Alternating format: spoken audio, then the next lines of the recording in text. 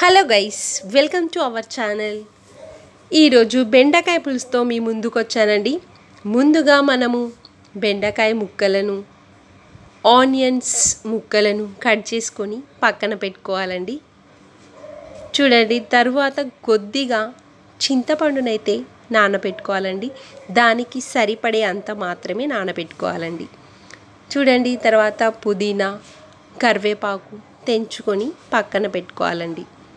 ఇప్పుడు stove on చేసుకొని తర్వాత కడాయిని అయితే పొయ్యి మీద పెట్టుకోవాలండి. ఈ యొక్క కడాయి హీట్ ఎక్కిందా లేదా చూసిన తర్వాత 1 టేబుల్ స్పూన్ ఆయిల్ వేసుకోవాలండి. 1 సరిపోకపోతే 2 కూడా వేసుకోవచ్చండి. ఆయిల్ హీట్ ఎక్కిన తర్వాత చూడండి, కొంచెం జీలకర్ర, కొద్దిగా ఆవాలు,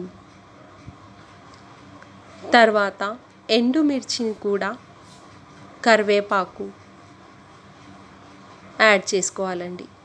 ముందుగా కట్ చేసి పెట్టుకున్నటువంటి ఆనియన్స్ను వేసుకోవాలండి. ఈ విధంగా ఆనియన్స్ వేసుకున్న తర్వాత చూడండి, బ్రౌన్ కలర్లో వచ్చాయి ఆనియన్స్. బ్రౌన్ కలర్ వచ్చిన తర్వాత మనం ఇప్పుడు ఎండుమిర్చిని యాడ్ చేసుకోవాలండి. పచ్చిమిర్చి కూడా యాడ్ చేసుకోవచ్చండి. పచ్చిమిర్చి అయినా ఎండుమిర్చి అయినా పర్వాలేదండి. తర్వాత ముందుగా కట్ చేసి పెట్టుకున్న బెండకాయలను చూడండి, పొడవుగా కట్ చేసుకున్నాను నేను. ఈ యొక్క బెండకాయ ముక్కలను అయితే వేసుకుంటున్నానండి.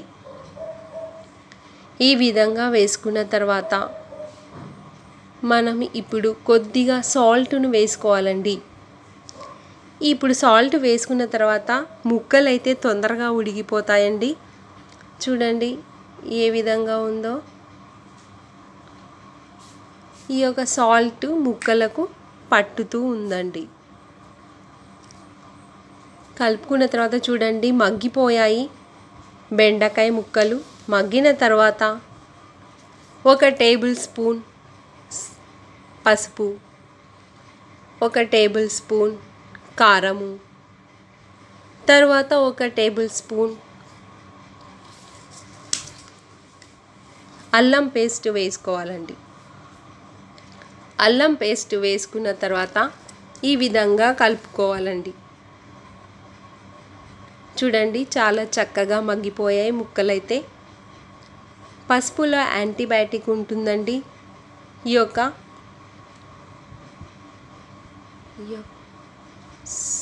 తర్వాత కొద్దిగా పుదీనా వేసుకొని కలుపుకోవాలండి. ఇప్పుడు చింతపండు రసాన్ని అయితే యాడ్ చేస్తున్నానండి. చూడండి, ఇందులో సి విటమిన్ ఎక్కువగా ఉంటుందండి.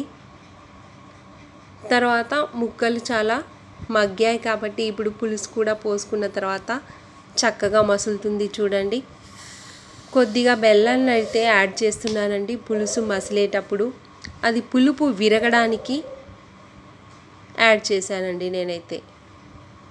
ఈ విధంగా మసిలిన తర్వాత ఆయిల్ పైకి వచ్చిన తర్వాత మనం ఏం లేదండి, దించుకోవడమే. ఈ విధంగా బెండకాయ పులుసు అయితే రెడీ అయిందండి. ఈ ఛానల్ ఇంకా మంచి మంచి విషయాలతో మీ ముందుకు వస్తానండి. ఈ వీడియో కనుక నచ్చినట్లయితే లైక్, షేర్ అండ్ సబ్స్క్రైబ్.